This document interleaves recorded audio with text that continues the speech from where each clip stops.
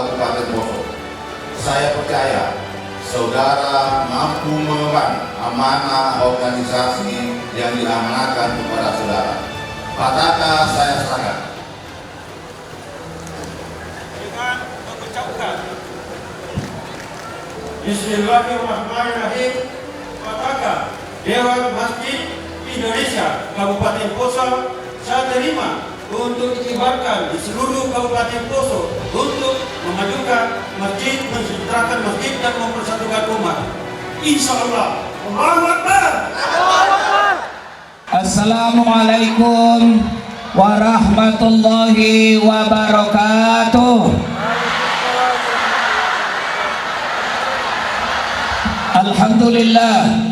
Alhamdulillahi rabbil alamin.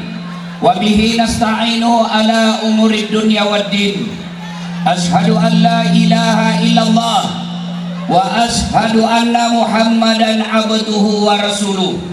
Allahumma salli ala Sayyidina Muhammad wa ala alihi wa sahbihi ajma'in. Amma ba'd. Faqad qala Allah subhanahu wa ta'ala fi kitabil karim. Bismillahirrahmanirrahim. Ya ayyuhalladzina amanu taqullaha haqqa tuqatih wa la tamutunna illa wa antum muslimun. Wahai orang-orang yang beriman, bertakwalah kalian kepada Allah dengan sebenar-benarnya takwa, dan janganlah kalian mati kecuali dalam keadaan beragama Islam. Ayat ini Jumat dibacakan khatib. Ayat ini tiap Jumat kita dengar di masjid.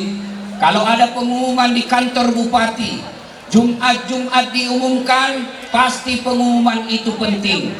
Ayat ini juga diungkap tiap Jumat, berarti ayat ini penting dan rasanya susah diterima akal.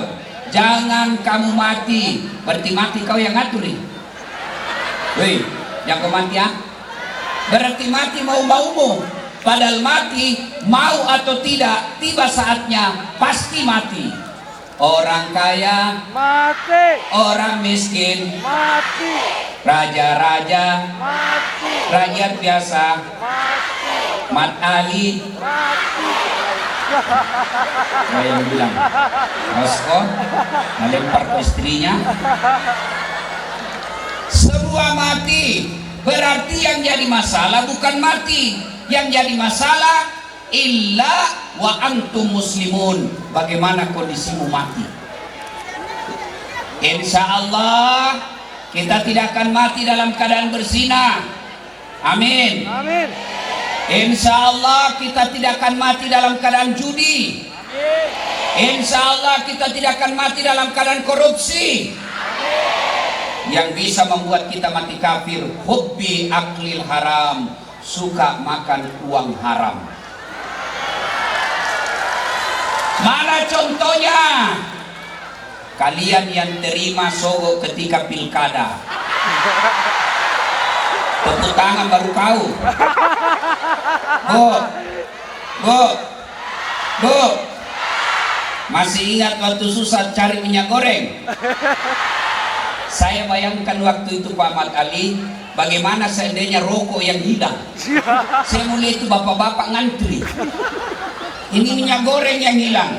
Kenapa susah minyak goreng? Bukan sekedar pemerintah kita salah, kamu juga salah karena salah memilih pemimpin. Kau cari yang mau dibayar kamu. Ya. Siapa lagi yang bisa mati kafir? Contoh aja ini, jangan marah. Contoh ji, sabung ayam. Ada juga di Poso sabung ayam. Beling-beling. Sudah beli, mundur mak. Ini sengaja saya di sini sedikit panas-panas. Saya mau rasakan ibu-ibu yang panas kasihan ini. Bayangkan. Jadi saya mundur di sedikit nih. Pasang kali bangku. Nah, contoh ini sabung ayam didapat sama polisi. Wih, Kawoto dikejar dia. Jangan lari. Lari sih. Polisi tidak bisa kejar. Kenapa? Polisi besar perutnya. Jangan lari. Masih lari juga. Terpaksa polisi tembak peringatan. Duh! Ke langit. masih lari. Tembak 2 kali, masih lari. Tembak 3 kali, masih lari. Terpaksa dilumpuhkan. Tembak kakinya, tembak kakinya, kepalanya nak kena. Saya tanya teman yang polisi, bos, bagaimana caranya kakinya aku tembak, kepalanya nak kena? Nah bilang soalnya waktu ditembak dia jongkok. Ini polisi film India, polisi film India, bukan polisi Indonesia. Ibu-ibu, bu, jangan musuhi polisi. Ibu pikir enak kalau tidak ada polisi di Indonesia? Rumahmu dirampok, suamimu dibunuh, anakmu diperkosa. Siapa kau cari? Satpol PP? Itu Satpol PP polisi setengah. Ayo, ya ibu, adik-adik remaja, kalau motormu hilang siapa kau cari? Siapa? Penghafal Quran. Tidak ketemu, maka jangan musuhi polisi.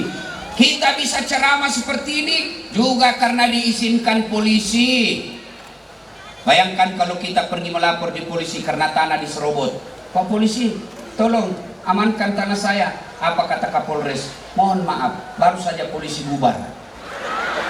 Makanya jangan musuhi polisi. Polisi juga jangan musuhi ulama. Ya. Betul. Kenapa? Karena kalau mati kok, siapa bungkus kok? Maka yang baik, polisi lindungi ulama. Ulama jangan maki-maki polisi. Ulama jangan menghina polisi. Ulama doakan polisi bisa menjadi polisi yang baik, bersatu, bersinergi membangun Kabupaten Poso. Pun kalau ada polisi yang minta-minta uang di jalan, kau melanggar, kau tidak lihat di rambu-rambu. Saya lihat di Pak. Kenapa kau langgar? Tidak lihat Bapak. Kenapa kau tidak lihat saya? Bapak sembunyi di tikungan. Mana surah-surahmu? Ini Pak, lengkap surah-surah. Saya tilang kau. Kenapa Bapak tilang saya? Kau pembohong. Maksudnya apa? Itu motormu Honda, jaketmu Yamaha. Itu polisi film India, bukan polisi Indonesia. Wa kalaidan, bismillahirrahmanirrahim. Ya ayyuhalladzina amanu dukhulu fis-silmi kaffatan wa la tattabi'u khutuwatis syaitan innahu lakum adu mubin. Wahai orang-orang yang beriman, masuklah engkau ke dalam Islam secara sempurna, Islam secara total, bukan Islam pencitraan, bukan Islam pilkada, bukan Islam pilcaleg. Ini orang-orang partai dan politisi kalau mau dipilih, keluar masuk masjid, bikin pengajian, penampilannya kalah Ustaz Dasat. Tahu bagi-bagi kartu nama, pilih saya, sama-sama kita orang Bugis. Nanti kalau ada masalahmu telepon saya, ini nomor teleponku, aktif 24 jam. Begitu terpilih, nah ganti nomor HP-nya. Ada begitu di Poso? Ada. Kau salah, kenapa kau pilih dogo?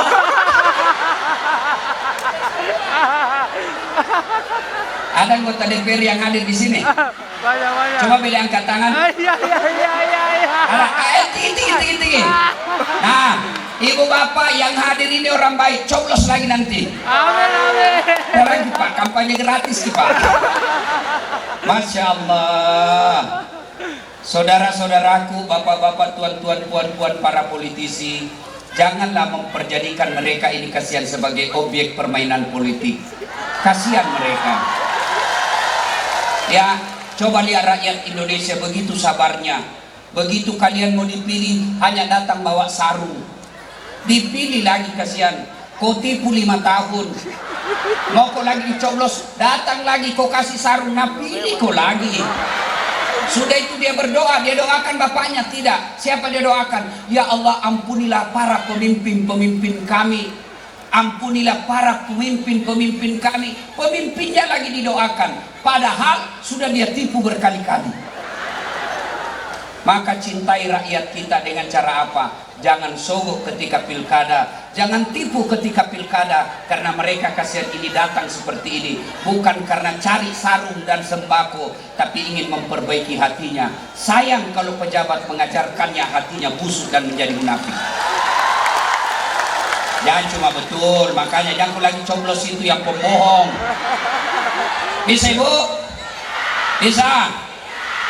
Dan janganlah engkau ikuti langkah-langkah setan, karena sesungguhnya setan itu musuh yang nyata bagi kalian. Dan ternyata di tempat ini banyak setan berkeliaran. Setannya bukan pocong, bukan popo, bukan uka-uka, tapi apa? Handphone. Orang sudah ceramah masih tahu sih. Siaran langsung tahu di Facebook. Ini ibu-ibu sudah mengelam puluh burja. Guys, kita tablik akbar guys. Baru 2 aja penontonnya. Janda lege-lege. Bu, simpan dulu handphonenya, simpan. Jamaki ada merekam dulu Jami merekam dulu karena nanti ada keseleo mulutku viral di sini. Ibu-ibu tolong simpan dulu HP-nya, tolong ya. Yang pegang HP selama saya ceramah, saya doakan suamimu kawin lagi. Kenapa kau yang ambil? Ayo simpan HP-nya, simpan. Ustadz, kita mau dengar nanti kalau pulang Ustadz. Kalau ibu rekam kabur, kameramu sudah rusak, suaranya nggak jernih. Bagaimana paling caranya Ustaz?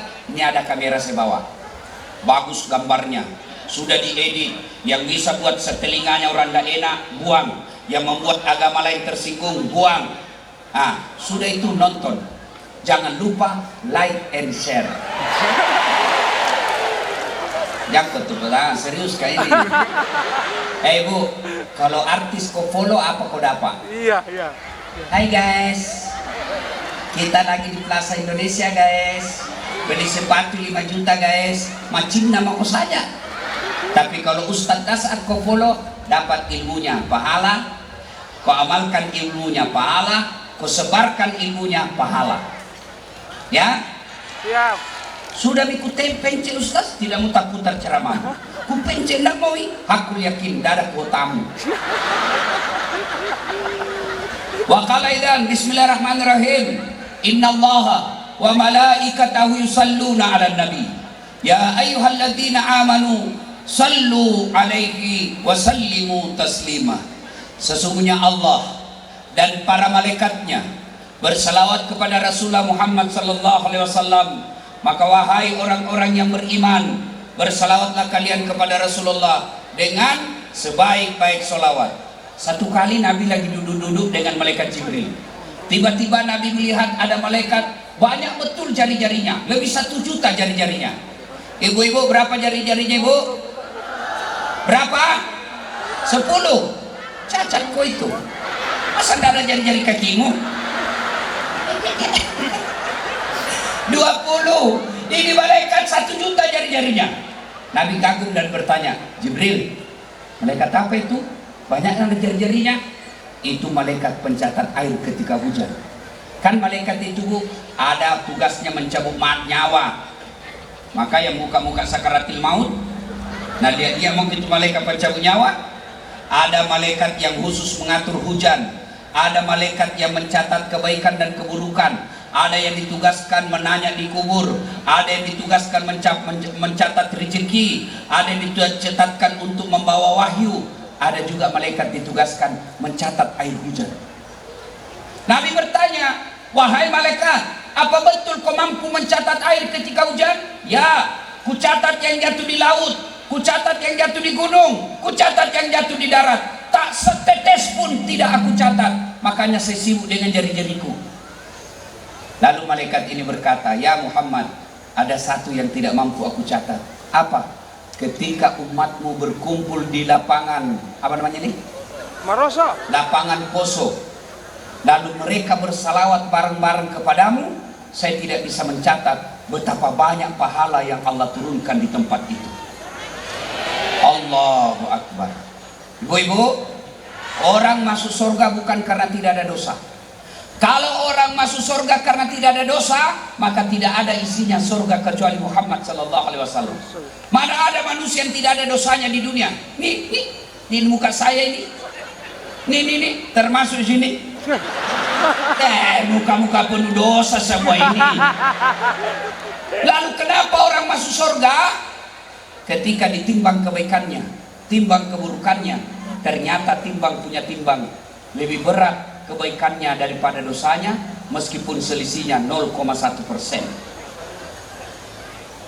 Maka saya mau ajak memperbanyak amal hari ini. Bagaimana caranya? Saya mau ajak selawat. Bisa? Bisa? Saya mau kasih tanding mana lebih keras suaranya ibu-ibu dengan bapak-bapak. Bisa ibu? Bisa? Kita tanding dulu, ibu-ibu dulu. Selawat bareng-bareng, ikut sama saya. Ayo ibu. Salatullah ayo ibu. Ala toha rasulillah. Salatullah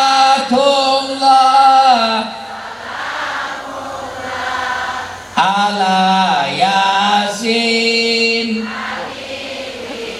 Alhamdulillah, nilainya 8,5. Ibu-ibu diam, ibu-ibu diam. Sekarang bapak-bapaknya, ayo pak, jangan mempermalukan jenis kelamin. Ayo, selawat bareng-bareng. Ayo pak. Salatu. Kenapa nalung? Itu mau poligami. Ayo, ulang. Ayo bapak-bapak, yuk. Salatu. Boleh dimantul. Ya sudahlah, nilainya 2,1. Sekarang yang ribu kita dengar ini bos-bos di atas. Yang ribu, dengar ini, dengar. Jangan mempermalukan bapak-bapak di bawah. Ayo pak, ayo. Salat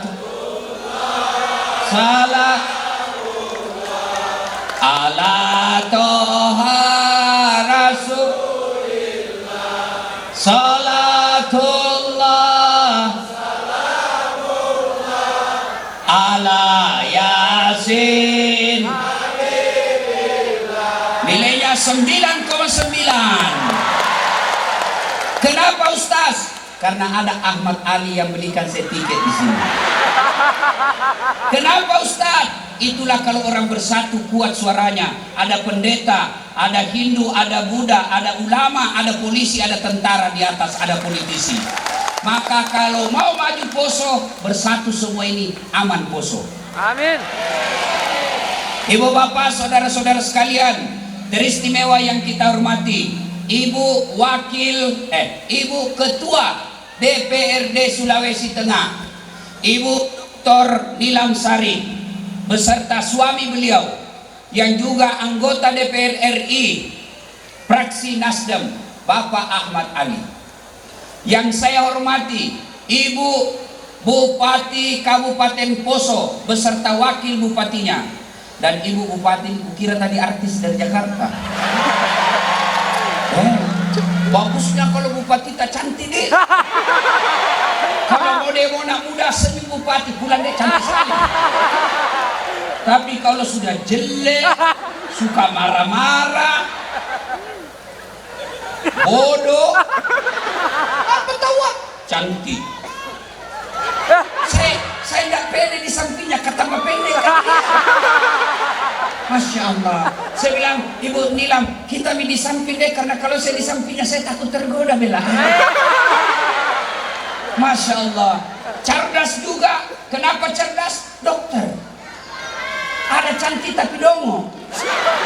Ini cantik, cerdas, tinggi. Masya Allah. Tinggal kita doakan, mudah-mudahan bisa menjadi pemimpin yang cantik juga hati. Karena biar cantik fisiknya, kalau busuk hatinya, susah rakyat sejahtera. Ya, tapi Ibu Bupati tidak mungkin busuk hatinya, karena biasanya hati yang busuk akan menambahkan muka yang jelek. Jadi kalau ada bapak-bapak jelek istrimu di rumah, Bisa jadi karena hati dia busuk.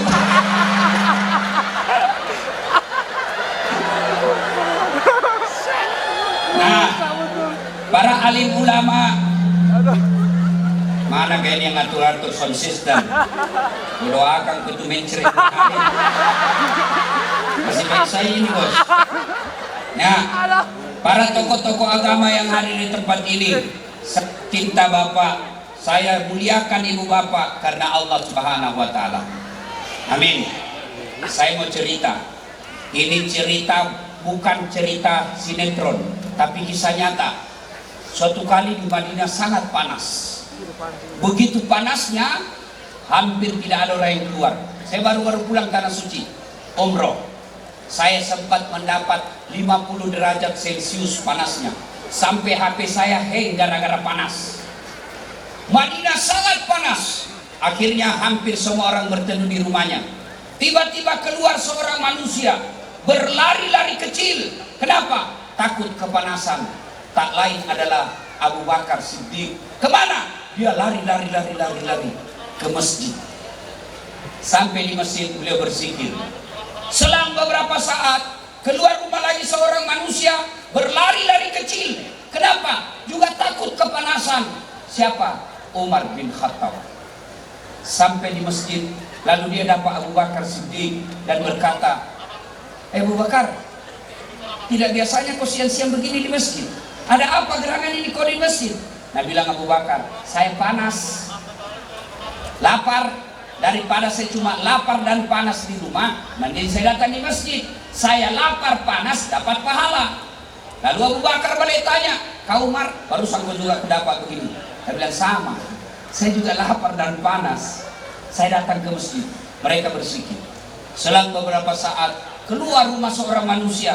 Dia tidak berlari, jalannya tenang. Kenapa? Tidak takut kepanasan. Kenapa? Kemana beliau kakinya melangkah, ada awan di atasnya melindungi sehingga matahari tidak langsung menyentuhnya.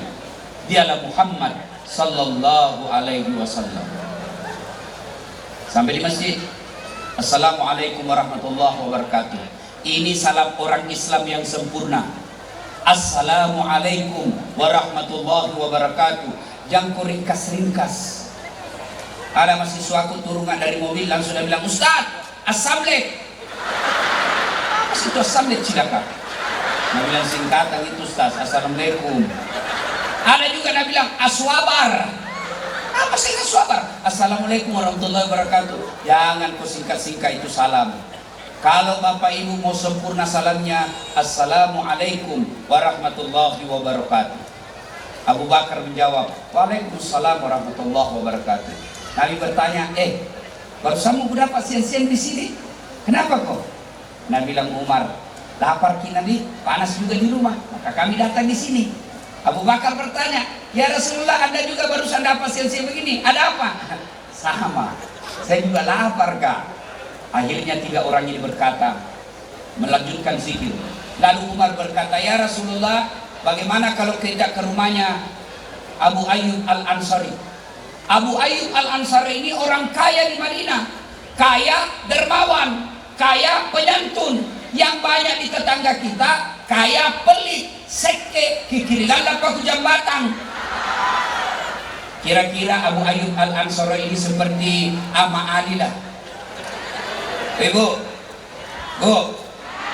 kepada saudaraku Sulawesi Tengah, bersyukur kalian ada manusia seperti Ahmad Ali. Kenapa? Pengusaha, politisi, sibuk, tapi alhamdulillah masih mau ngurus masjid. Saya bisa datang ke Poso karena beliau yang undang. Kalau kau majelis taklim undang, susah. Kenapa? Mahal tiket, tidak ada saldomu. Maka alhamdulillah kita ada Pak Ahmad Ali yang mau mengurus masjid. Banyak orang kaya saya dengar. Siapa dia undang? Bukan ustadz. Siapa dia undang? Artis. Kalau artis kau undang, apa kau dapat? Datang menyanyi, alamat palsu. Bajunya di atas turun ke bawah, yang di bawah naik ke atas, sempit. Apa dia nak kasih kok? Joget nak kasih lihat pahamu, nak kasih lihat pahanya. Tidak juga nak kasih kasih pegang ko. Napaka cinta-cinta mah ko.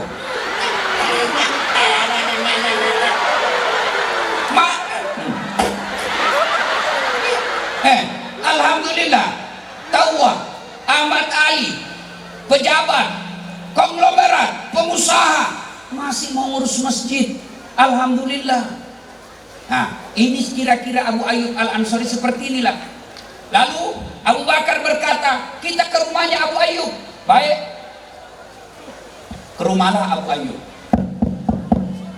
Assalamualaikum warahmatullahi wabarakatuh ya Sahibul Bait.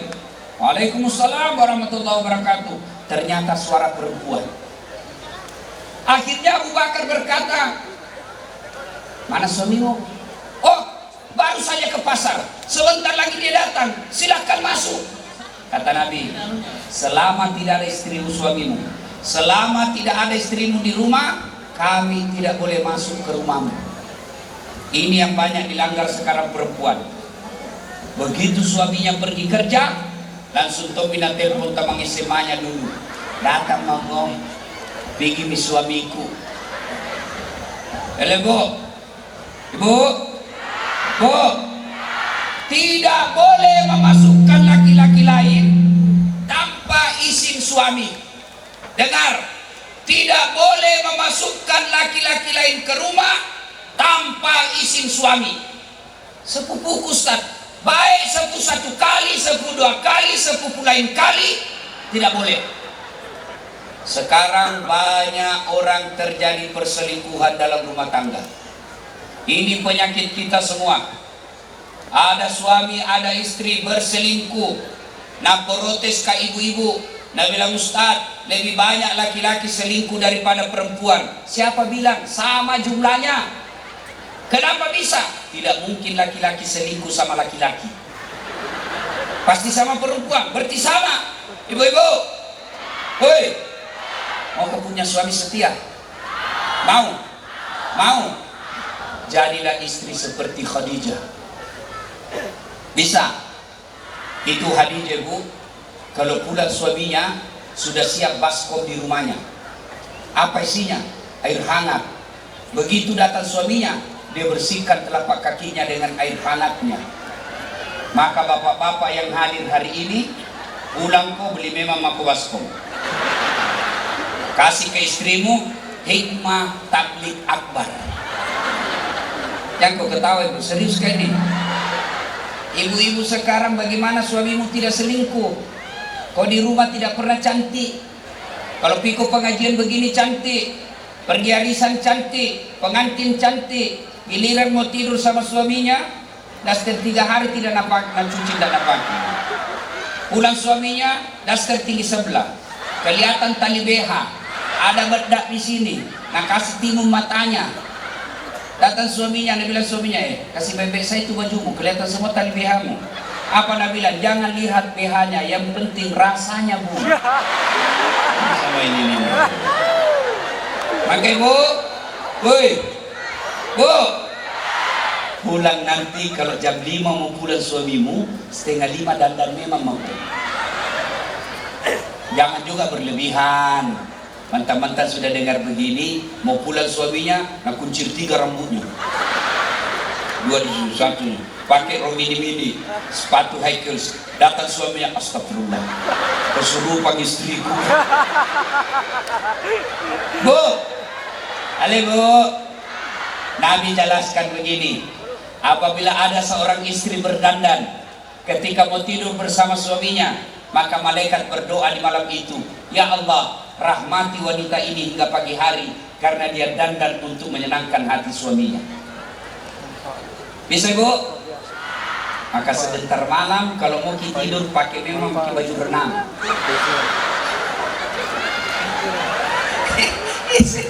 Iya toh Bu? Ini majelis taklim 2 kali dengar ceramah sebulan, tapi tidak pernah membahagiakan suaminya. Pulang suami mulai besok, ibu mau jadi istri yang soleha? Mau? Rumusnya gampang, R-E-N-A-H, Rena.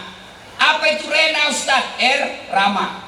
Maka istri yang baik, tutur katanya santun kepada suaminya.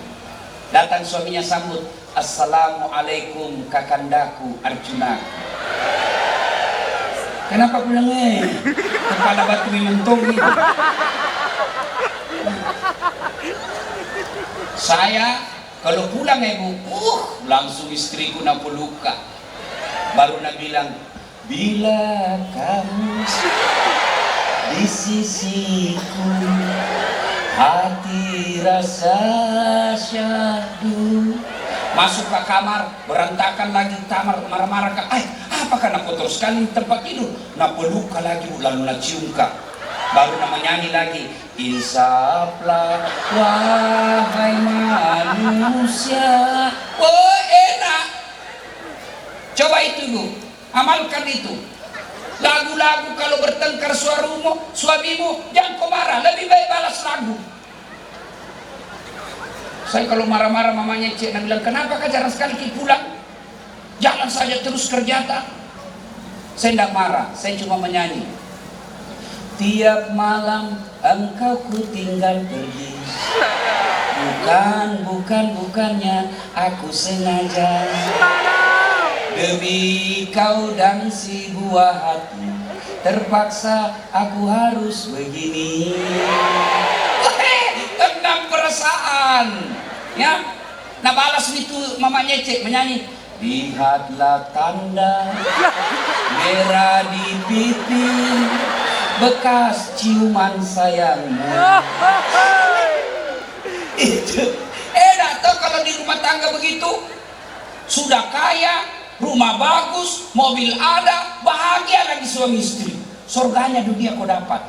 Ini sudah merantau, rumah ngontrak-ngontrak, istri jelek, suami kasar. Apa menakmu di dunia? Yang anehnya lagi, bertengkar, hamil lagi. Apa nih kau bikin ini? Metan. Kau semua itu. Ya, oi. Apa gunamu majelis taklim kalau kau tidak hargai suamimu? Kepala batu nana ini. Dinasehati. Dimeto na memang kalinya cilakai. Bagus itu. Kalau datang kau bertengkar, jangan kau dengar orang. Kalau dalam rumah tangga bertengkar, belum tentu orang lain kasih kau itu semangat, baik niatnya, belum tentu. Kau bersaudara, nasihatnya belum tentu niatnya baik. Cuma kau lawan kau suamimu, kurang aja itu suamimu. Lawan kau saja. Apa itu suamimu sudah jelek, pendek? Lawangi. Betul tahu jelek, pendek, tapi banyak uangnya. Iya. Daripada kau suamimu cakep, gagah, perkasa, pengangguran. Maka dia dengki lihat rumah tanggamu, maka dia hasut kamu supaya bertengkar terus. Supaya enak rumah tangga, hafal lagu-lagu yang baik untuk nasihat suamimu. Kalau bertengkar, menyanyi kau lagi. Mungkin Tuhan mulai bosan melihat tingkah kita yang selalu salah dan bangga dengan dosa-dosa. Itu lagunya ibu-ibu dulu. Sekarang lagunya ibu-ibu apa? Putar ke kiri, putarlah ke kiri, beleng-beleng. Apa kau dapat itu putar kiri, kanan, sekarang kanan. Apa kau dapat itu? Baru nak bilang mere majelis taklim, olahraga di lapangan, dilarang perempuan olahraga. Tidak, olahraga kau supaya tetap kau seksi, supaya kau tetap baik. Tapi jangan campur-campur laki-laki. Ini laki-laki campur perempuan. Di depan itu perempuan, bajunya sempit, roknya sempit, bapak-bapak di belakang. Apa nak bilang ibu-ibu? 1, 2, bapak-bapak di belakang. Tidak.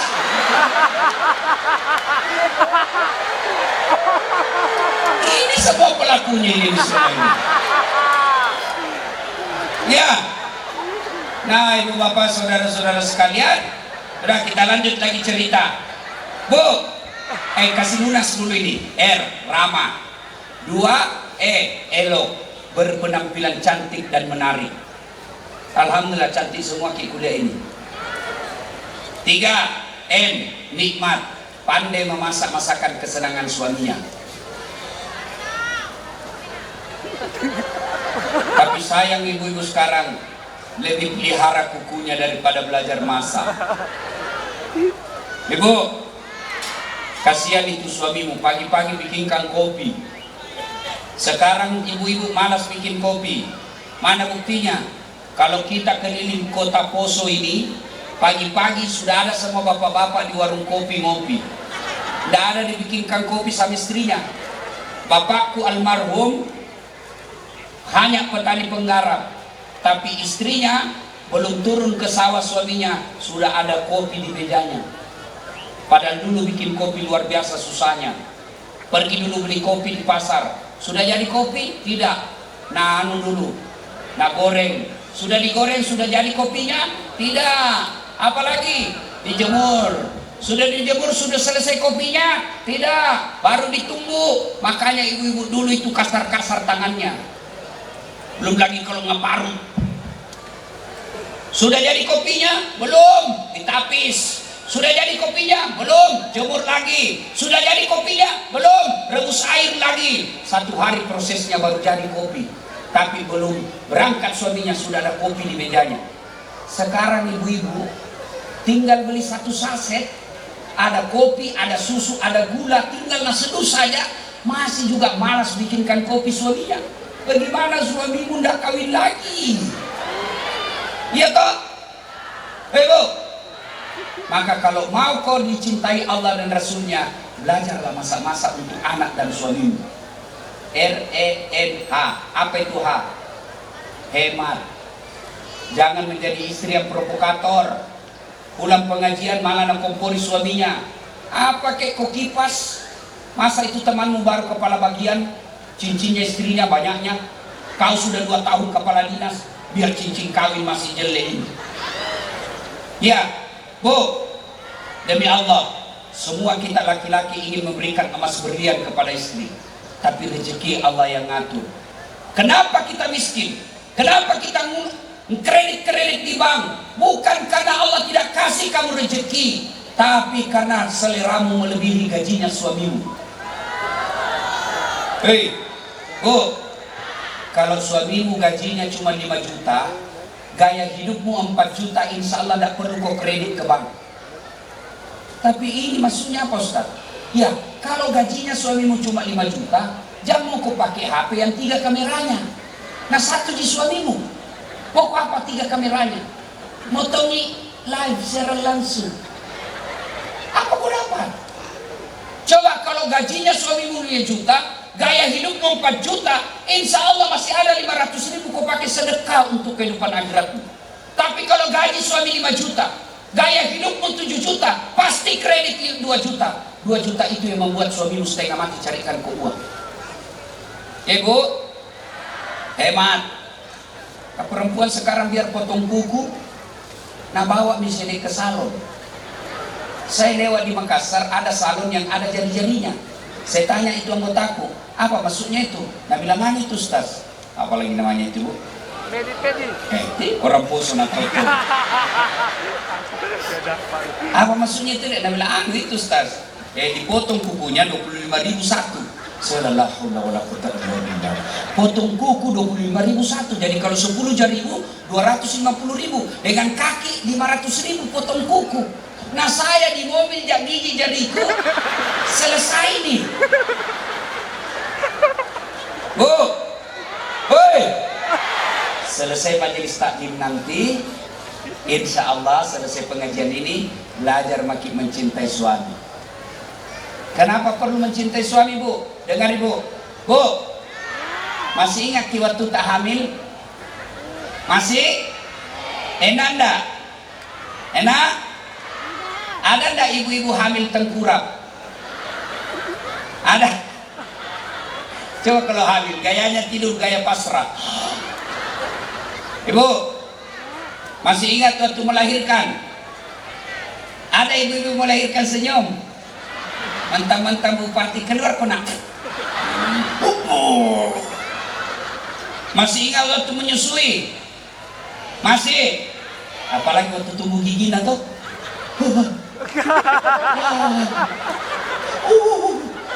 Begitu dia gigi koting, hei, kok gigi saya? Lepas ko na.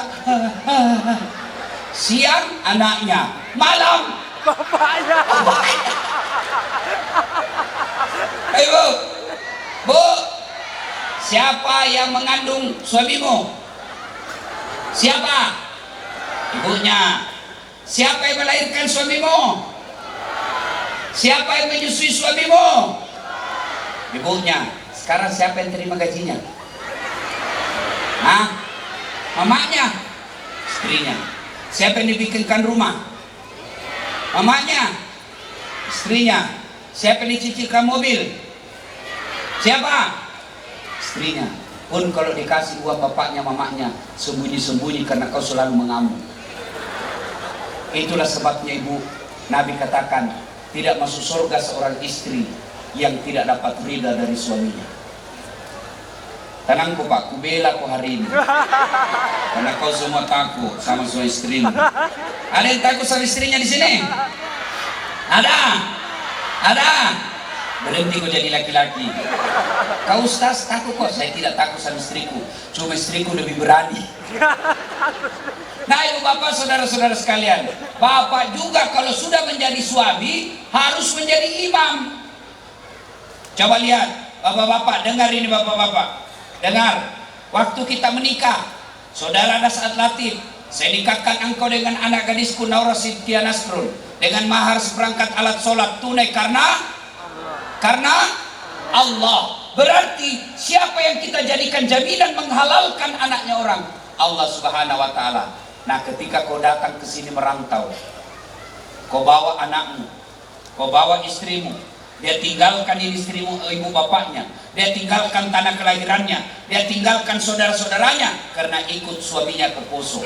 Tapi ternyata sampai di Poso, kau kasari istrimu, kau maki istrimu, kau hina istrimu, apalagi sampai kau sakiti fisiknya dengan tempeleng. Maka demi Allah kau telah berkhianat kepada 3 hal. 1, kepada Allah. 2, kepada mertuamu. 3, kepada istrimu sendiri. 3 dosamu. Maka sayangi istri. Kenapa ibu? Oh sebelum saya lupa. Ada ibu-ibu ini sebelum saya lupa. Ada ternyata ibu-ibu tadi malam dikasih tahu ke panitia bermalam di sini karena antusiasnya dengar ceramah. Dia bermalam di tenda. Namanya itu Ibu Nurmiati, asal desa Mongko. Ya kasih gosipnya ini. Aku marah, kamu kan kampungku di sini. Ini salah sebut. Mana itu Ibu Nurmiati? Mana Ibu Nurmiati dari desa Moengko? Mana Ibu? Mana? Mana dia? Mana? Saya mau kasih hadiah. Mana? Alhamdulillah. Sini Bu. Sini Bu. Saya kasih hadiah. Tapi asalnya dari Pak Ahmad Ali. Sini. Sini Bu. Kita kasih hadiah ini Bu. Masya Allah. Ya. Takbir. Nah, saya mau kasih hadiah, tapi bagaimana cara saya turun Ibu? Nah, kalau begitu Ibu naik di sana, hadiahnya minta sama Ibu Nilam atau Ibu apa Ahmad Ali. Karena kalau saya kasih pasti sedikit je. Nah, tapi baiklah saya kasih juga hadiah Ibu. Mumpung ada saya punya rezeki juga. Kasihan 2 lembar. 3 lembar. Ini hadiah Ibu dari Ustadz Nas'ad Latif. Tentu beda uangnya Ustadz dengan uangnya anggota DPR. Ibu Nilam kasih, Ibu Nilam. Ibunya rezekinya Ibu luar biasa.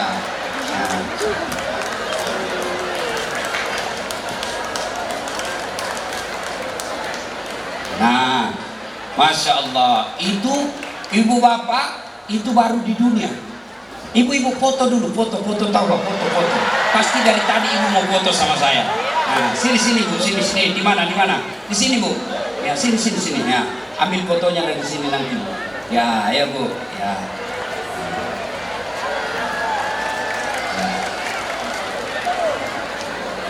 Oke, Ibu nanti lihat foto saya sama Ibu di YouTube saya. penonton saya di YouTube sekarang Bu 238 juta. Oh, banyak yang nonton Ibu nanti. Ibu silakan. Ya, terima kasih. Nah, Ibu Bapak Saudara sekalian, karena waktu yang terbatas, kita lanjut lagi cerita. Nah, maka sampailah Nabi di rumah Abu Ayyub Al-Ansari. Datang Abu Ayyub Al-Ansari, gembira betul. Alhamdulillah, kami kedatangan manusia pilihan. Ya Rasulullah, terima kasih. Abu Ayyub berkata, ya Rasulullah, ada apa gerangan? Nabi berkata, kami lapar, kami panas, kami tahu kau banyak rezekimu, kami datang ke sini, mudah-mudahan ada rezeki. Abu Ayyub gembira. Lalu Abu Ayyub Al-Ansari mengambil apa? Dia pergi ke kebun kurmanya, dia tebang pohon kurma, dia ambil dengan pohon-pohonnya, dia bawa ke Nabi. Ya Rasulullah, silakan nikmati. Nabi berkata, nah buahnya ini mau dimakan, kenapa kau tebang? Dia bilang, ya Rasulullah, kalau buahnya saya bawa, saya tidak tahu mana yang Anda suka. Tapi kalau saya bawa dengan pohon-pohonnya, silakan pilih mana yang Rasulullah senang. Tidak cukup sampai di situ. Abu Ayyub kemudian menyembelih kambing, dia potong, kemudian diberikan yang paling baik.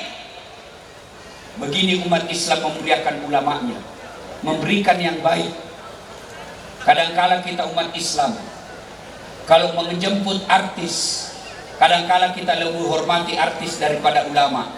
Kalau artis kita undang, kasih pesawat bintang 5, dijemput dari bandara ke lokasi acara, dikawal tentara polisi, kemudian sampai di lokasi joget-joget bawa dosa, pulang kasih uang 100 juta, sampai di Jakarta dipakai maksiat. Sementara ketika Bapak Ibu membutuhkan imam di masjid, kau jemput? Ibu Bapak kalau membutuhkan imam, jemput? Tidak, kau telepon Gojek, jemput Gojek. Datanglah itu Ustadz, dijemput pakai motor tua, tidak ada stang kakinya satu di belakang, tak gantunglah kakinya ke sana. Hujan lagi, satu mantel duai, sampai midek sedikit lagi Ustaz, sedikit lagi, sampai midek sedikit lagi, 2 kali lagi tikungan, basah semua bajunya. Sampai di rumah kepanasan para sanji, sallallahu alaihi wasallam, sampai basah semua ketek. Begitu mau pulang, ibu kasih uang 25.000, disusut lagi. Dia bilang suaminya, kenapa 25 kau kasih? Datang itu kasihan, dia tinggalkan kampung kebunnya, dia tinggalkan pekerjaannya untuk datang doa-doakan kamu. Masa 25 kau kasih? Apa dia bilang istrinya? Tambahin di situ pisang 2 sisi. Bagaimana anak kita mau sekolah pesantren? Bagaimana anak-anak kita mau sekolah agama kalau kita sendiri kadang-kala tidak memuliakan dan tidak tahu menghargai tokoh agama? Maka mulai pulang pengajian ini, muliakan ulamamu. Pun kalau kau kasih kecil dalam bentuk materi, jangan kau kasih kusut-kusut, kamu bukan uang korupsi itu. Apa? Kasih amplop, kasih maaf, muliakan dia. Begitu cara syarat diterima sedekah, memuliakan si penerima. Alhamdulillah, saya datang di sini luar biasa karena Ahmad Ali mengundang. Dikawal, pakai pesawat, alhamdulillah. Maka perlu memang kita cari pengurus masjid, ketua dewan masjid yang ada usahanya. Supaya apa? Masjid tidak minta-minta uang ke kantor pemerintah. Masjid tidak mengedarkan proposal, tapi dia bisa mandiri. Siapa yang bisa bantu? Kalianlah semua orang-orang kaya. Kalian orang kaya bodoh dan rugi kalau tidak mau memanfaatkan kekayaanmu masuk surga. Kenapa? Orang kaya jauh lebih gampang masuk surga daripada kita ini orang miskin. Apa maksudnya Ustaz? Orang miskin mengaji, orang kaya juga bisa mengaji. Orang miskin Senin Kamis, orang kaya juga bisa. Orang miskin berjamaah di masjid, orang kaya juga bisa. Tapi orang kaya pergi haji, diam-diam makin kita orang miskin. Dan wanita. Coba kalau orang kaya datang, Ahmad Ali, bangun besok masjid di sana, insya Allah 2-3 bulan jadi. Tapi kalau orang miskin datang, bangun besok masjid di situ, siapa kau dong? Maka perlu kita aktivis dakwah bersinergi mencari dan mendukung orang-orang yang kaya untuk terlibat dalam syiar Islam. Nah, ibu bapak saudara-saudara sekalian, lanjut lagi kisah.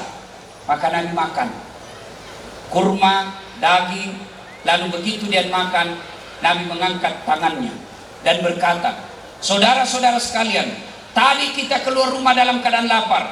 Tadi kita keluar rumah dalam keadaan miskin. Alhamdulillah sekarang kita kenyang. Tapi ketahuilah saudara-saudara sekalian, tidak setetes pun, tidak sesuap pun yang masuk di mulutmu, yang lewat di tenggorokanmu, yang lepas dari tanggung jawabmu di akhirat kelak. Kejadian inilah kemudian menjadi sejarah, menjadi kisah yang akan bersamaan menjadi latar turunnya Al-Quran. Al-yawma nahtimu ala afwahihim wa tukallimuna aydihim wa tashhadu arjuluhum bima kanu yaksibun. Yang ayat ini menjelaskan semua nikmat yang Allah berikan nanti kepada kalian dimintai tanggung jawabnya di hadapan Allah Subhanahu wa taala. Kulit-kulitmu, tangan-tanganmu, kaki-kakimu, mata dan telingamu semua menjadi saksi atas nikmat yang Allah berikan kepadamu. Biasa kalau kita cerita nikmat, langsung kita lagi bilang, nikmat apa Ustaz? Nah saya miskin. Ibu-ibu, Bu, mau dikasih handphone? iPhone 13 Max Pro 1 tera, kurang lebih 30 juta harganya, pulsanya 10 juta. Mau ibu? Mau? Mau? Tapi begitu dikasih kok langsung tuli. Masih mau kok? Mau kok apa handphone kalau tuli mah kok? Halo? Halo? Ih masalah si HP ya. Halo? Bukan HP masalah, telingamu galacak. Ibu? Bu? Bu? Mau dikasih mobil gratis, Ibu Bupati kasih di mobil gratis. Mau? Mau? Tapi begitu dikasih mobil dan kuncinya langsung lumpuh, udah bisa goyang. Mau? Berarti alat yang mahal, bukan mobil, tapi apa? Kakimu yang sehat. Bu, Hui, Bu, tahu gigi? Tahu gigi Bu? Pernah lihat orang dikawat giginya? Itu 25 juta. Biar kau mau kawat gigimu harga 50 juta, kalau tidak ada gigimu, apa kau mau kawat? Berarti yang mahal bukan kawat, tapi yang mahal gigi. Allah kasih gratis. Hebatnya lagi di gigimu, dia bisa bedakan itu. Tumbuh-tumbuh panjangnya dibatasi. Bayangkan kalau gigi tidak bisa, tumbuhnya tidak dibatasi, gondrong semua minggu dulu. Saya yakin tidak cantik Ibu Bupati kalau gondrong minggu dulu. Iya kak? Bu, Bu, ini ada kamera banyak di depan, mahal-mahal ini. Tapi apa ini mahal? Bukan. Apa yang mahal? Mata. Hebatnya ini matamu gratis. Dan hebatnya lagi, dia bisa bedakan mana istri, mana tetangga. Bayangkan kalau tidak bisa dibedakan mana suami, mana tetangga. Ih kenapa malam kami sini lelehan ke sana? Ternyata security. Allahu Akbar.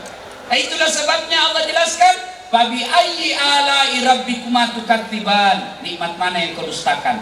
Maka semua nikmat yang Allah berikan ini akan dimintai tanggung jawabnya.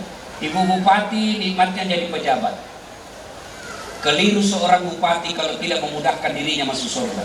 Kenapa bisa Ustaz? Anggaplah misalnya ini para ulama masuk surga, tapi masih ngantri Bu. Ulama Kabupaten Poso masuk surga, tapi masih ngantri lama. Kan beberapa itu ulama di sini masih ngantri dia lama karena banyak ulama. Tapi begitu malaikat berkata, Bupati Kabupaten Poso silahkan masuk, tidak perlu ngantri karena dia sendiri. Ya kan? Tidak perlu ngantri. Maka keliru seorang pejabat kalau tidak memudahkan dirinya masuk surga. Coba kalau Ibu Bupati, saya ceramah, saudara-saudara sekalian, mari sholat berjamaah di masjid 27 kali lipat, langkah-langkah kakimu menggugurkan dosa. Berapa yang datang? 4. Itu pun orang yang sudah mau mati. Tapi coba kalau Ibu Bupati, dia lihat-lihat, Tete, itu kepala dinas pendidikan, tidak pernah juga saya lihat pergi masjid. Langsung ajudan beliau telepon, Pak Kadis, kata Pak Bupati tidak pernah aku datang ke masjid. Kalau kepala dinas di Islam ya, tidak pernah aku dilihat sama Bupati ke masjid.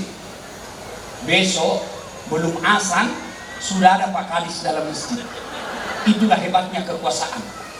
Maka diharapkan akan datang setiap ada momen-momen politik yang menjadi pemimpin adalah orang-orang yang cinta masjid dan berasal dari masjid.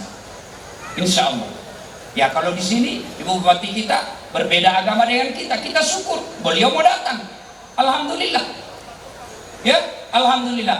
Maka hikmah berikutnya dari kisah tadi, Nabi katakan, coba lihat, tidak keluar duitnya, tidak perlu kerja, datang kepada orang kaya, orang Islam di Madinah dengan kesatuan, dengan persatuan, alhamdulillah, tidak perlu keluar duit, bisa makan.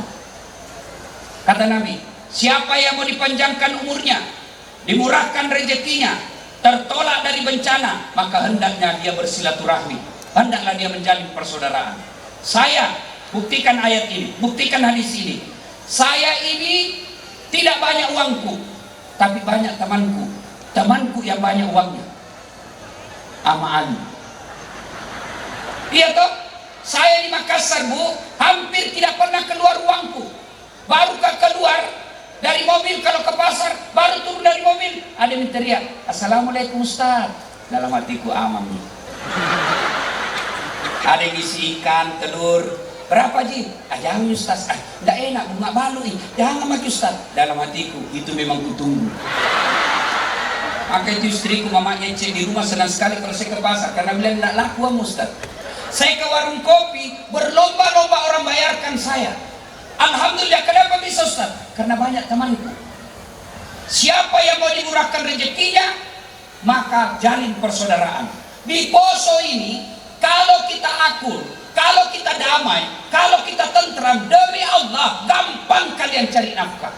Tapi kalau kau ribut, pasti tidak bisa kau cari nafkah. Jangankan cari nafkah, ceramah saya tidak mungkin kita tabligh akbar begini kalau ribut orang. Saya lagi ceramah, saudara suruh batu, marilah, mana bisa. Dan itu bisa kita tentram, damai, sejahtera kalau kita kompak. Dan ketika berbicara persatuan, agama tidak katakan jangkau bersatu dengan non-muslim, tidak. Bicara soal muamalah, bicara tentang hubungan kepada sesama manusia. Bangun jembatan bareng-bareng kok, jaga ronda bareng-bareng kok, bantu kantor bupati bareng-bareng kok, sepak bola bareng-bareng kok, ibadah masing-masing. Mau kok ke masjid Islam, masjid kok, Nasrani ke gereja silakan. Enak kan orang kalau damai. Yang kedua kata Nabi, orang yang banyak temannya gampang selesai masalahnya. Mana contohnya? Saya pergi perpanjangan SIM kantor polisi, baru keluar dari mobil, keluar Pak Kapolsek. Assalamualaikum Polrestabes. Assalamualaikum Ustaz. Salam. Ada apa ini Ustaz? Kali komandan, mati SIMku, perpanjangan SIM. Panggil Satlantas, bantu Ustaz. Yang gue minta uangnya, berdosa kau Ustaz kau makan. Selesai. Maka ibu bapak, wa'tasimu bihablillahi jami'an wa la tafarraqu. Berpegang teguhlah engkau kepada tali persaudaraan agama Allah dan janganlah engkau bercerai-berai. Kita di Kabupaten Poso ini satu badan. Ada jadi tangan, ada jadi kaki, ada jadi telinga. Satu fungsi buat jalan kita baik. Innamal mu'minuna ikhwah, bersaudara kita. Nah coba lihat, kalau orang Poso amalkan ini. Ada anak muda pergi jalan-jalan, tiba-tiba tahantu kakinya, cok! Kakinya tahantu, semua anggota tubuhnya ikut merasakannya. Pertama langsung berteriak, aduh! Kaki tahantu, mulut ikut merasakan. Berikutnya matanya mencari. Berikutnya tangannya mengusap. Berikutnya mulutnya meniup. Padahal kaki tahantu. Tidak ada orang tahantu kakinya cak. Rasa kopi kok jalan kok lagi. Begitu mestinya kita di Poso. Satu sakit, yang lain ikut merasakannya.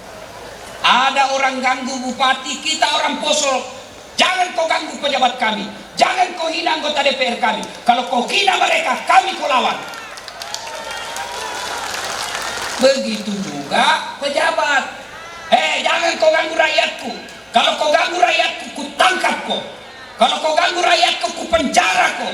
Itu yang disebut bersatu. Jangan ada merasa lebih jago dari yang lain. Biasanya pecah persaudaraan gara-gara apa? Politik, cebong, kampret. Sudah nih, jangan kau lagi bertengkar. Ada nih presiden tak. Apalagi membuat orang bertengkar, berpecah belah, sombong. Yang kau sombong, apa mau sombong? Gara-gara Ustadz seperti dasar latih mau sombong. Yang kau sombong Ustadz, kau bisa jago karena ada yang nonton kok. Coba bayangkan kalau saya ceramah di sini 2 jam berapi-api, hebat, tidak ada yang nonton. Lewat orang yang bilang, lama misaki itu Ustaz. Ya. Yang kedua, mau sombong, bupati. Jangan sombong gara-gara bupati. 25 tahun saja. Kalau terpilih lagi, alhamdulillah. Kalau tidak, wabillahi taufiq wal hidayah. Nah, ibu bapak, saudara-saudara sekalian, banyak yang ingin kita sampaikan, tapi waktu yang terbatas. Belum puas? Belum? Memang saya bukan laki-laki pemuas. Mati muda saya kalau saya kasih puas ke semua ibu. Mohon maaf ibu, sebelum saya akhiri, saya minta didoakan, mudah-mudahan saya dapat penerbangan pesawat hari ini. Jam 4 di Palu. Kalau tidak kasihan, maka ibu saya sudah janji di kampung haul bapak saya besok. Doakan, mudah-mudahan sukses sampai ke kampung insya Allah. Karena ibu masih mau saya tambah sedikit. Bu, Dewan Masjid ini tidak ada gunanya kalau tidak ada datang pengurusnya. Hafal ini mukanya ini pengurus. Lihat dia ini. Kalau dia tidak datang di masjid, tulis di depan masjid, gayamu ji. Ya, Dewan Masjid ini mestinya menjadi contoh datang berjamaah di masjid. Ya, ya. Bagaimana kalau perempuan Ustaz? Agama mengatakan, Nabi mengatakan, perempuan tidak dianjurkan ke masjid. Kalau dia mau ke masjid jangan dilarang. Kenapa dulu perempuan tidak dianjurkan ke masjid? Karena biasanya perempuan dulu kalau dia keluar diculik dan diperkosa. Sekarang bosok aman. Apalagi ibu-ibu kalau usia 70 tahun pergi masjid, siapa mau culik kok? Rumahnya gosok, susah. Ini namanya di kampungku namanya samberlap. Tahu samberlap, sambaran jinalapo. Ayo, bagi adik-adik sekalian, tidak ada orang sengsara hidupnya kalau dia hidupkan masjid. Percaya itu, tidak ada. Ini dasar latih. Alhamdulillah, bisa jadi ustaz, meskipun tidak pernah mondok, tidak pernah sekolah pesantren. Satu-satunya pesantren yang pernah saya ikuti, pesantren kilat. Tapi alhamdulillah bisa jadi ustaz. Di mana saya belajar agama dan menekuni agama? Masjid. Alhamdulillah di Poso ini saya lihat di mana-mana selalu ramai masjid, penuh. Apalagi kalau subuh, sampai di luar, tidak ada di dalam. Dan di dalam orang tua sudah sakaratul maut. Bagaimana tahu orang mau ke masjid kalau manajemen masjid tidak bagus? Yang asan orang tua sudah pensiun.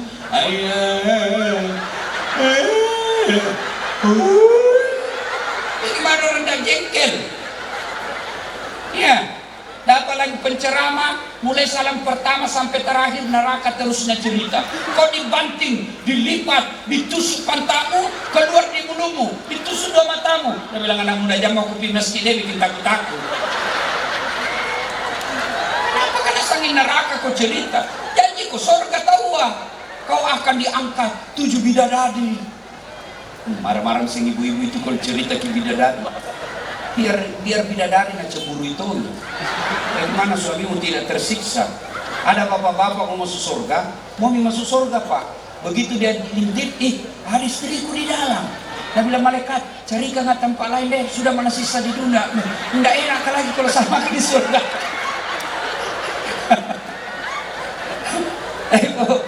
Ya, bagaimana orang mau ke masjid? Sound sistemnya jelek, karpetnya sudah 7 tahun tidak pernah diganti-ganti. Maka datang ke masjid supaya aman orang ke masjid, nyaman ke masjid, buat dia ber-AC, penceramahnya baik, sound sistemnya bagus, karpetnya, imamnya penghafal Quran, muadzinnya anak muda yang baik suaranya. Insya Allah orang senang ke masjid. Imam juga kadang-kala bikin malas orang ke masjid. Kenapa? Imam dia balik sunnah-sunnah Nabi. Kata Nabi, kalau kau jadi imam, ringkaskan bacaan sholatmu. Ini imam-imam sebagian penghafal Quran, kalau dia mau jadi imam, baru nak baca yang panjang-panjang. Kau siksa orang tua. Ada dulu teman saya, Waktu saya masih kontra-kontra mahasiswa, dia hafal sekali tuh Pak Imam. Begitu Imam Allahu Akbar, bukan dia takbir Pak, nah ambil sajadahnya, panjang bacanya dia pulang Pak deh. Ketemu saya dia bilang, enak anak muda di masjid. Apa enak ampun Pak Ustaz. Kenapa? Itu Imam panjang sekali bacana surah Yasin bagi dua. Usis, ada memang imam begitu, baru mau takbir taleka memang.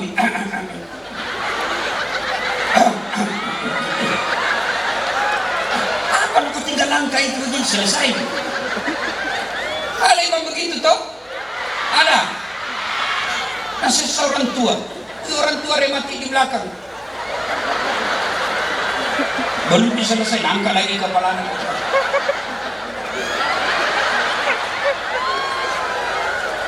Begitu kita mau ikut. Apa nak baca? Al-Anfal ayat 10 sampai 45. Dia sibuk dengan bacanya, kita sibuk dengan hayalan. Mau ikut tidak dihafali. Mau ruku belum bisa selesai imam. Terpaksa dibaca semua pengumuman di dinding. Keadaan keuangan masjid hujan, saldo pas, pengeluaran. Dibaca semua. Belum bisa selesai, baca semua pengumuman habis nih. Apalagi dibaca kalender Persatuan Guru Republik Indonesia. Belum bisa selesai, bajunya lagi orang dibaca. Ahmad Amin, caleg DPR RI. Semua dibaca Pak. Siapa yang salah? Imam.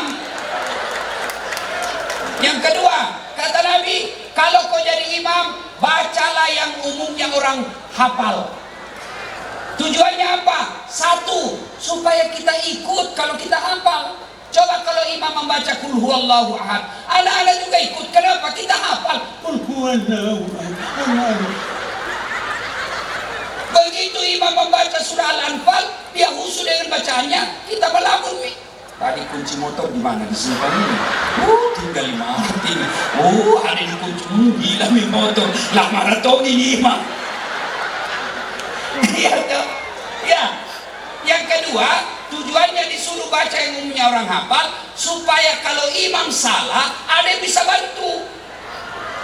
Coba kalau imam membaca Wadduha, kita bisa bantu. Kenapa? Karena kita hafal. Ini ada cerita, wallahu alam benar atau tidak. Anak-anak pesantren hafal Quran, disuruh tes hafalannya. Kau jadi imam nak, tes hafalanmu. Begitu dia jadi imam, tiba-tiba ada cicak jatuh, udah kena telinganya, kaget. Namanya kaget, stres, bilang hafalannya. Apa sambungannya? Dan ingat, dan ingat juga. Hening satu masjid, diam semua. Tiba-tiba ini anak muda, dia bilang, tolong bantu di belakang. Dia bilang di belakang, saya juga tidak tahu. Tiba-tiba ada anak muda berteriak, sudah nih kalau begitu Allahu Akbar. Kau kira anggota DPR? Ya, ada lagi kejadian. Ini benar, saya alami waktu saya di kampung masih kecil. Imam lama sekali sujud. Kenapa tidak sebiasanya ini? Ada temanku nakal jadi guru nih sekarang, nangka kepalanya. Langsung, wih, hilang imam. Ternyata imam ditunggu hilang, keluar pintu samping. Kacau sholat. Selesai sholat ditanya, Pak Imam, kenapa kau tinggalkan saf? Dia bilang, metuk kan? Dia bilang, kentut kan? Lain kali Pak Imam kalau kentut, kasih bangun dulu supaya dilihat kau keluar. Dia bilang, ku sengaja kemalu kak kau tahu. Siapa salah? Siapa salah? Siapa salah? Imam. Maka Islam menganjurkan, memerintahkan hati ke hati kau milih imam. Salah milih imam, kacau sholatmu. 2024 kita pilih imam lagi. Jangan kau pilih imam gara-gara disogok kok. Dan jadi makmum ada juga aturannya. Kalau kau jadi makmum, jangan kau merasa benar sendiri. Ada juga orang datang ke masjid kayak dia yang paling soleh. Mulai takdir nak ganggu memang maki.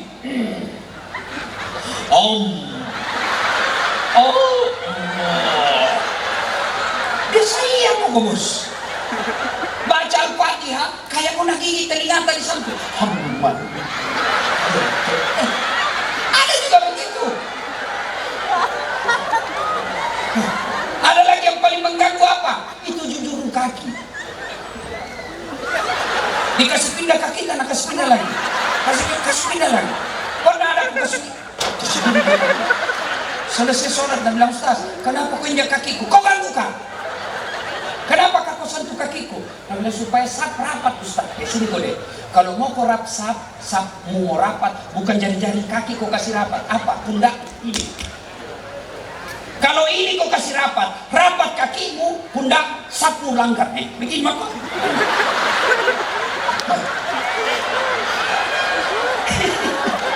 Tapi coba kalau ini, pasti rapat.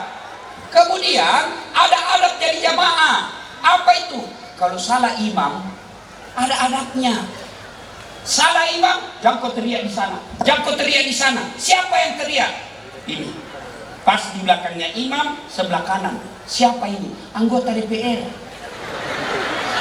Dan kalau salah, bukan kau, dongo, salah kau. Tidak. Pak imam mestinya ruku, dia pergi sujud. Tengok, imam salah kau. Tidak. Tapi apa diucapkan? Subhanallah, Maha Suci Allah. Begitu. Jangan teriak semua.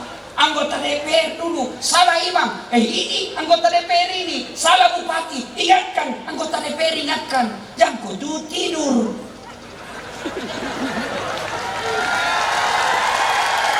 Sudah digaji tinggi-tinggi, dikasih mobil dinas, salah bupati. Nah tutup matanya. Salah. Itu adab dan etika berjamaah. Kalian juga kalau berjamaah disunahkan pakai parfum. Kenapa? Supaya kau tidak ganggu bau badan orang. Saya itu lebih baik ku lupa dompetku daripada ku lupa pakai tawas. Bayangkan kalau foto-foto nanti ceramah langsung bau ini. Ceramah mak di televisi, nah belum bau kalepaan itu Ustaz. Itu adab berjamaah. Kata Nabi, kalau kau masjid kau sikat gigi kau dulu. Supaya apa? Kau tidak ganggu orang. Bayangkan kalau bangku sembahyang subuh, orang balik kanan, Assalamualaikum warahmatullahi wabarakatuh. Kau balik kiri, sampai mati itu dia tahu mulut-mulutnya. Itu semua ada. Apalagi ada ini yang baru belajar Islam, yang baru taubat ngambilan dirinya, kelompok-kelompok hijrah. Kalau berbeda pendapat ke orang terima pendapatnya orang, jangan kau salahkan. Karena kesesatan dan kesalahannya kau tidak tanggung. Tapi kapan kau hina dan kau maki, kau berdosa. Karena orang itu kenapa berbeda-beda? Karena Nabi dulu tidak ada videonya, tidak ada fotonya. Jadi kalau hadis cuma mengatakan, saya melihat Nabi takbir sejajar dengan bahunya, kan tidak tahu mana itu sejajar dengan bahu. Maka ada ulama begini, ada ulama begini, ada juga kayak tidak makan 3 hari. Ada juga begitu.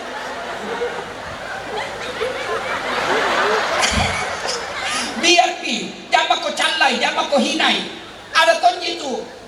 Pendapatnya barangkali nak baca buku. Selesai takbir, meletakkan tangan. Kan beda-beda itu ulama. Allahu Akbar. 1 di atas dada. 2 Allahu Akbar antara pusat dengan dada. 3 Allahu Akbar di bawah pusat, bukan di bawah sekali. Korma di sini. Begini ada, begini ada, begini ada, begini ada. Mana yang cocok? Cocok semua menurut keyakinannya yang mereka pakai. Jadi mana yang salah? Kalau kau pakai semua. Pasti salah. Ya. Nah, Ibu Bapak Saudara-saudara sekalian, mari selesai pelantikan Dewan Masjid Indonesia ini, jadikan masjid sebagai tempat peribadatan dan membina umat. Mudah-mudahan apa yang saya sampaikan ada manfaat. Kalau masih mau dengar ceramah, insya Allah gampang. Caranya gimana Ustaz? Nonton SCTV tiap pagi dalam acara Barakallah jam 5, atau Metro TV setiap malam Ahad acaranya Gaspol Dasat Latif jam 8 malam, atau TV One hari Kamis jam 2 siang ngopi ngobrol perihal iman. Kalau mau tiap saat, mau tidur pun boleh nonton. Gimana caranya? Buka YouTube, tulis Dasat Latif, keluarlah ceramah-ceramah saya. Tapi tidak ada gunanya dengar ceramah kalau tidak diamalkan. Hebatnya itu Ustaz tadi ceramah, jago. Apa nak bilang? Ku lupa mi. Ibu bapak, apalagi yang datang cuma mencela. Itu lagi Ustaz Dasar. Itu juga Juna Watuna di YouTube. Nah, panggil Pak Amali, kamu aku lagi panggil itu ceramah deh. Di mana bahas kita semua nak kena. Jangan sampai. Amalkan apa yang kita lakukan. Insya Allah apa yang kita tahu, kita amalkan menjadi ilmu yang bermanfaat. Lebih dan kurangnya mohon dimaafkan. Fastabiqul khairat. Usikum wa nafsi bitaqwallah. Assalamualaikum warahmatullahi wabarakatuh.